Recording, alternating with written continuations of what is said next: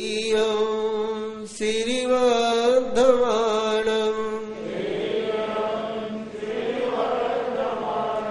भजवा स्वामी श्रीवर्धमानम्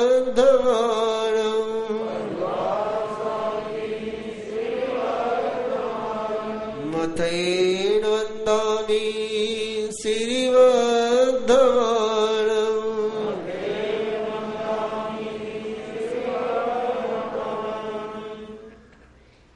परम पिता प्रभु महावीर भव्य जनों के लिए दिव्य वरदान बरसा रहे हैं। कैसे चले इस जीवन में कि मंजिल मिल जाए, कैसे बोले इस कि जिस प्रयोजन से बोल रहे हैं वो प्रयोजन सिद्ध हो जाए। कैसे ग्रहण करें कि जिससे जिसको भी ग्रहण करते हैं वो वरदान हो जाए। कैसे रखे कि जिसको भी रखा वो सुरक्षित हो जाए। कैसे छोड़े पाप को, कचरे को, गंदगी को कि जिसको छोड़ा वो वापस जीवन में आए ही नहीं। कैसे स्वयं के मन को इतना समर्थ बनाए, इतना समर्थ बनाए कि मंगल संकल्प सिद्ध हो जाए, अमंगल स्पंदन भी मन में न हो। कैसे वचन को इतना सुरक्षित करें कि जो बोले वो सत्य हो जाए,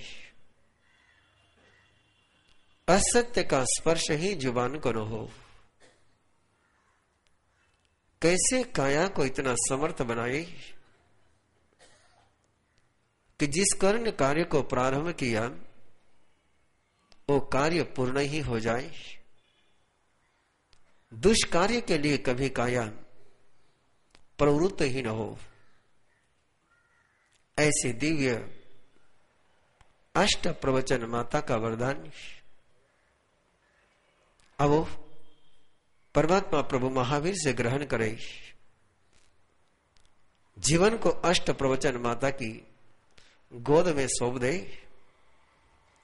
जिसका जीवन अष्ट प्रवचन माता की गोद में चला जाता है, जिस चेतना को अष्ट प्रवचन माता का वात्सल्य प्राप्त हो जाता, वो चेतना दिव्य बन जाती है। अब वो परमात्मा के द्वारा अष्ट प्रवचन माता के वात्सल्य को ग्रहण करे। Page number 95। अठ पवयन मायावो समीगुतित एवय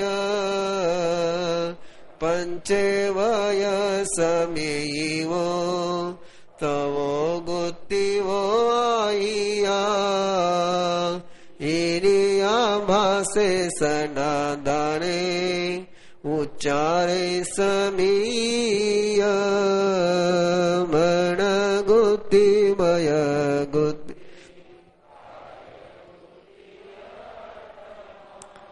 इयावो अठ समीवो समासे नवियाइया दुवाल संगम जिन कायम मायम जत उपवयन आलम्बनेन कालेन मग्गेन जयनाइया चौकारण परिशुद्धं संजये इरियम्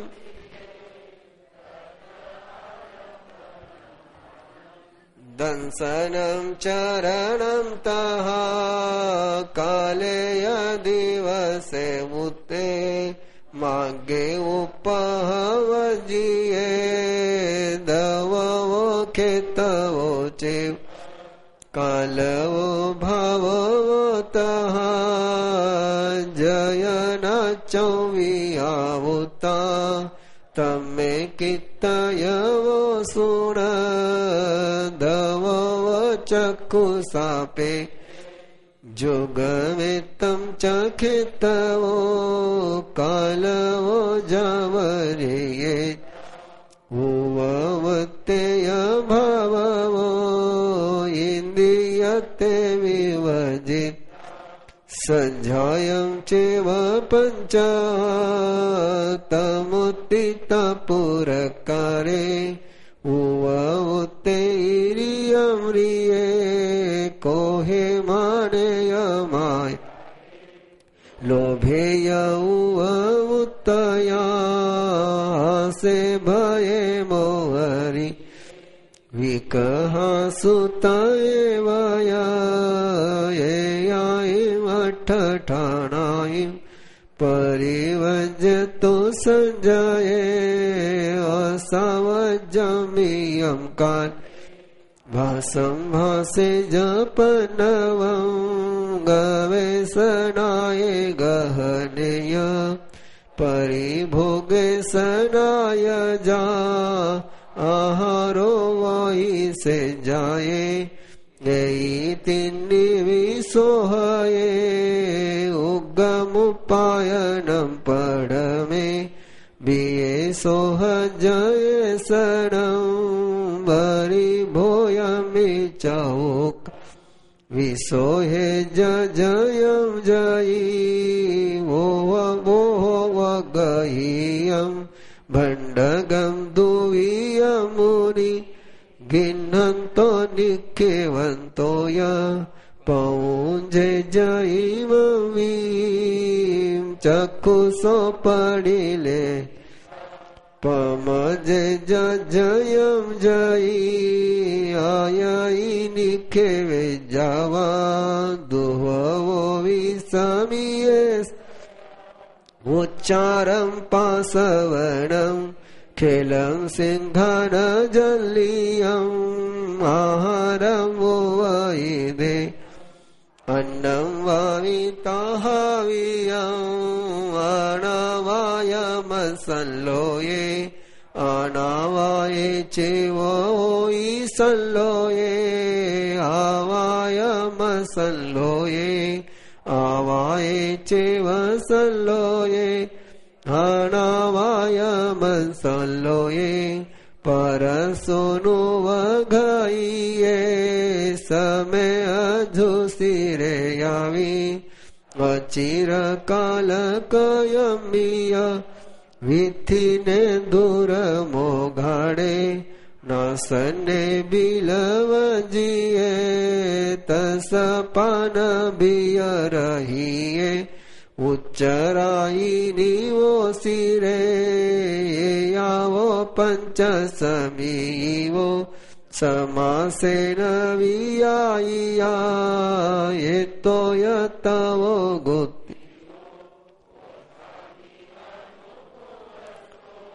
सच्चात एव मोसाय सच्चा मोसात एव चौतिय सच्च मोस मन गुत्ति वो चौविहा समारंभ समारंभ आरंभे यत एव मणं पवतमानं नियते जयं जयी सच्चात एव मोस सच्चमोसत एव चौतिय सच्चमोसाय वय गुति चौविया समारंभ समारंभे आरंभे यत एव वयं पवतमानं नियते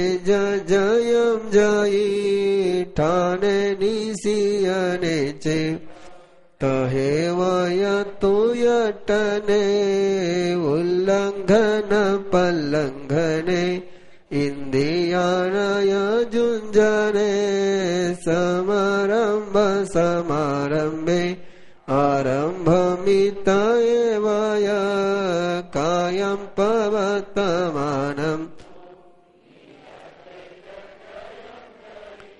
एयावो पंच समीवो चरणसय पवतने गुति नियतने असभक्ति सुसवसो एयावो पवयन माया जे सममाय रे मुनि से क्षिपं संवसं विपमुच्चै पंडिये से क्षिपं संसारा विपमुच्चै पंडिये तिमिमेति अठय पवय नवाया नामम 24 अध्ययनम संपूर्णम। कैसे चलना चाहिए, कैसे बोलना चाहिए, कैसे लेना चाहिए, कैसे खाना चाहिए, कैसे रखना चाहिए, कैसे छोड़ना चाहिए, कैसे मन को समृद्ध बनाया जा सकता है, कैसे वाक सिद्धि को प्राप्त किया जा सकता है, कैसे काया को सुख और आनंद का घर बनाया जा सकता है। जब तक ये काया भोग और कर्म का घर रहेगा तब तक रोग और शोक होता ही रहेगा। कैसे इस काया के घर को परमात्मा का मंदिर बनाए कि जहां श्रद्धा के गीत गाए जा सके। अष्ट प्रवचन माता जी शासन का एक ऐसा अनमोल वरदान, एक ऐसा सर्वश्रेष्ठतम वरदान जिसके लिए परंपरा कहती है कि अष्ट प्रवचन माता का ज्ञान हो गया, चतुर्दश पुरोधरी का 12 अंक का बोध हो गया। समग्र श्रुत जिसमें समाया हुआ है परमात्मा की सारी देशना, परमात्मा का सारा प्रवचन, परमात्मा का सारा उद्बोधन, परमात्मा के सारे वरदान जिसमें समाये हुए उसको अष्ट प्रवचन माता कहते हैं। द्वाला संगम जनक खायम जो 12 अंगी है वो सारे के सारे जिसमें समा जाती है वो अष्ट प्रवचन माता है।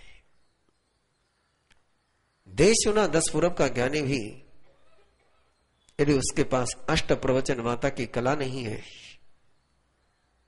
तो नरकगामी हो सकता है, और जिसके पास अष्ट प्रवचन माता की कला है वो निश्चित रूप से मोक्ष में ही जाता है। तत्व ज्ञान नहीं, ये जीवन की कला के सूत्र है कि जिनके बिना जीवन में कोई जी नहीं सकता है। चलना ही होगा, बोलना ही होगा, खाना ही होगा, लेन देन करना ही होगा, सबको रखा नहीं जा सकता, छोड़ना ही पड़ेगा। और इन 5 बातों की यदि कला आ जाए तो न केवल स्वयं का जीवन मंगलमय होता है, विश्व भी कल्याणकारी हो जाता है। कैसे मन के द्वारा ही चिंतित कार्य को केवल मन से ही करने का सामर्थ्य आता है। कैसे वचन इतनी समृद्ध हो जाती है, कैसे वाक इतनी समृद्ध हो जाती है कि जहां वाई तहां काई, जैसा बोला वैसा हो गया। कैसे शरीर इतना समर्थ हो जाता है कि जिस क्रिया को करना प्रारंभ किया वो क्रिया हर तूफान, हर झंझावात के बावजूद परिपूर्ण होकर के ही रहती है। ऐसी अष्ट प्रवचन माता का आओ परमात्मा से वरदान ग्रहण करें। कैसे चले? चलने के लिए आलंबन चाहिए।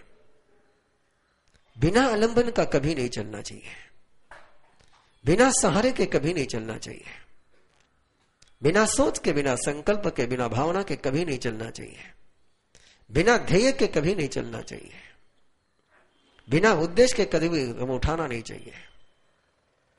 आगम में विधि आती है कि संत को यदि वस्त्र की गवेषणा करने के लिए जाना है, संत को यदि आहार की गवेषणा करने के लिए जाना है, संत को यदि पात्र की गवेषणा करने के लिए जाना है, तो जाने के पहले वो कायस्वर्ग करे। शिष्य ने पूछा, कायस्वर्ग किस लिए? क्या देवताएं वस्त्र ला करके देंगे इसलिए कायस्वर्ग? बोले नहीं, जिसकी गवेषणा के लिए जा रहे हो उसको देखने के लिए, उसके साथ अपनी चेतना को जोड़ने के लिए, उसके साथ अपनी शक्ति को संलग्न करने के लिए। और आगम कहते हैं, गवेषणा प्रारंभ करने के पूर्व जिसने कायस्वर्ग किया उसकी गवेषणा कभी व्यर्थ नहीं होती है। और यही सूत्र यहां पर है कि चलने के लिए आलंबन है, और आलंबन के लिए नानम दंसनम चरणम तहा काले यदि उसे उते मग्गे उपह वज्य। आलंबन किसका होना चाहिए?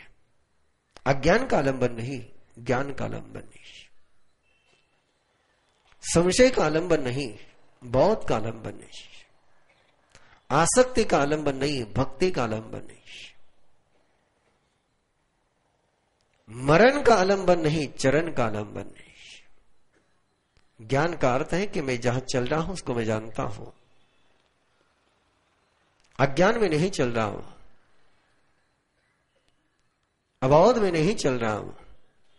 दर्शन का अर्थ है कि जहां जा रहा हूं उसके प्रति श्रद्धा है, वो श्रद्धेय है। मेरी मंजिल पर मेरी श्रद्धा है, मेरे लक्ष्य पर मेरी श्रद्धा है। आशंका से कदम नहीं उठेगा, संशय से कदम नहीं उठेगा, डबल माइंड होकर के कदम नहीं उठेगा। चरणम तहा, चरण कहते हैं कि जिसके कारण से बोझ उतर जाए वो चरित्र। चलते समय बोझ बढ़ाऊंगा नहीं, बोझ घटाता ही जाऊंगा। काले दिवसे उठते, और चलने का समय है उजाला। दिवसे मग्गे उपह वज्ये, उन मार्ग को कभी नहीं स्वीकार करना। ऐसा जो चलता है उसका चलना ही यात्रा हो जाता है, उसका चलना ही साधना हो जाती है, गति योग हो जाता है, उसके लिए गमन योग हो जाता है। उसके कदम कभी मंजिल को प्राप्त किए बिना रहते नहीं है। 4 प्रकार के जैनाओं के साथ चलना है। द्रव्य से, चक्षु से देखते हुए चलना है। चक्षुषा पे है, नजर रास्ते पर जिसकी होती है। पंचम गंधर सुधर्मा स्वामी की, भगवान महावीर की अमर मंगल भक्ति रचना का गान हम प्रतिदिन करते हैं। और सबसे पहले सुधर्मा स्वामी ने परमात्मा के सर्वश्रेष्ठतम किसी बात का जिक्र किया। जसंसिनो चक्को पहेठी अस,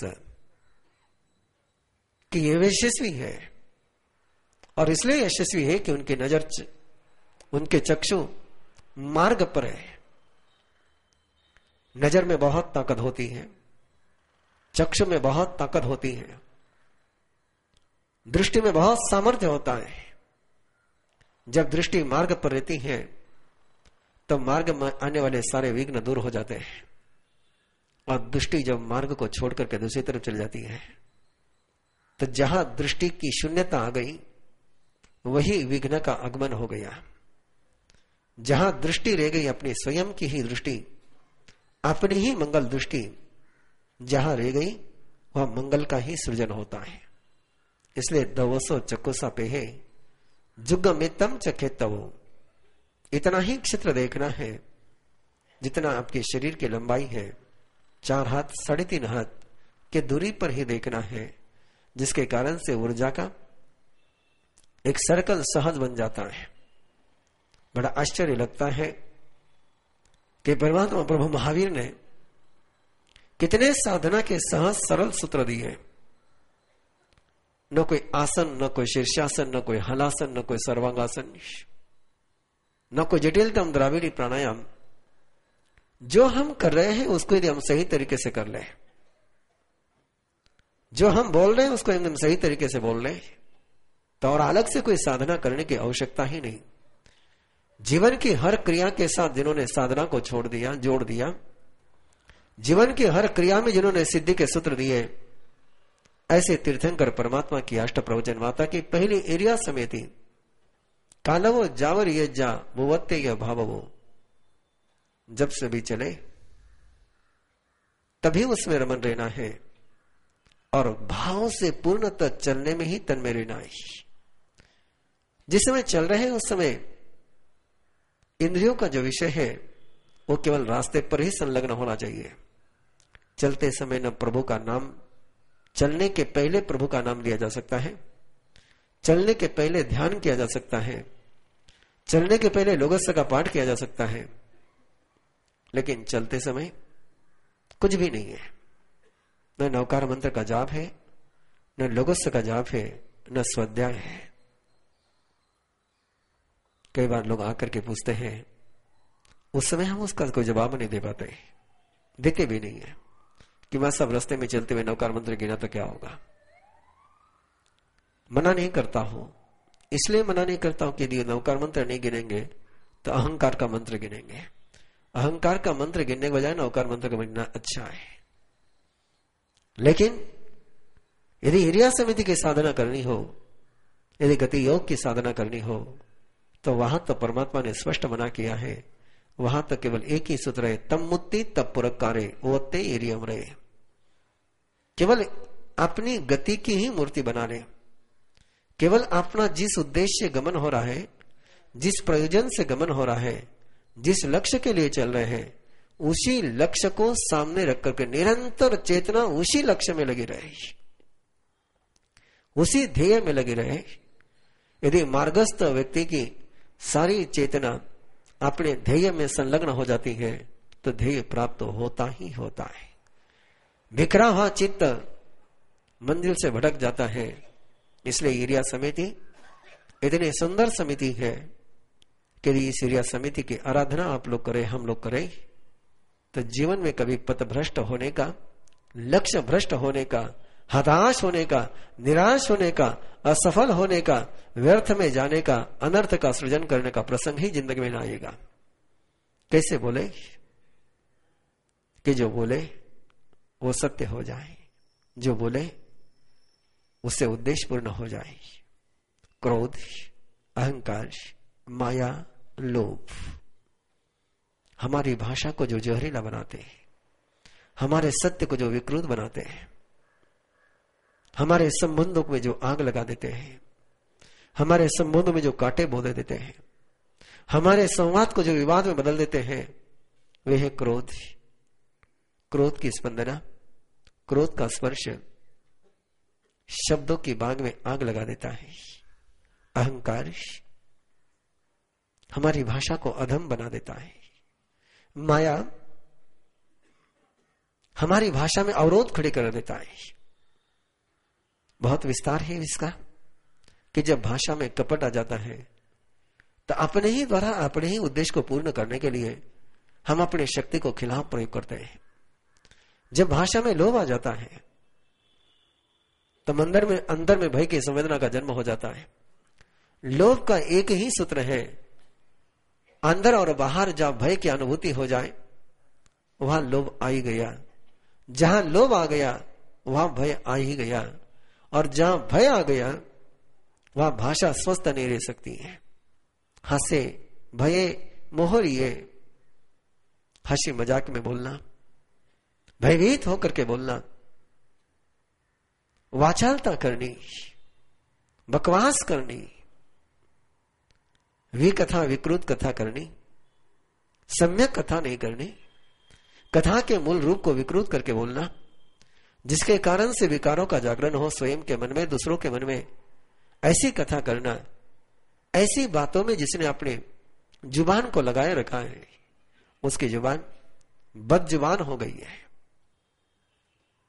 बड़ा सुंदर सा वाक्य है, बदजुबान होने के बजाय तो बेजुबान हो जाना अच्छा है।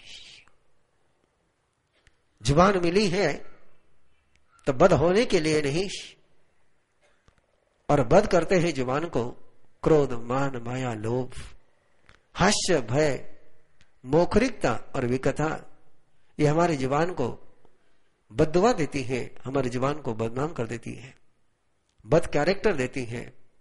इसलिए इनसे मुक्त होकर के असावज्यम मियम काले, छोटा सा शब्द गया है, असावज्यम, जिसके कारण से अंधियारा न हो, जिसके कारण से पाप न हो, जिसके कारण से अंधेरी रात न आए, स्वयं के भी जीवन में, दूसरे के भी जीवन में, स्वयं के मन में भी अंधकार न हो, सुनने वाले के मन में भी अंधकार न हो। मियम काले, परिमित काल के लिए। बोलने का समय बहुत कम होना चाहिए, सुनने का समय ज्यादा होना चाहिए। इसलिए सुनने में कल्याण है, बोलने में कभी कभार कल्याण है।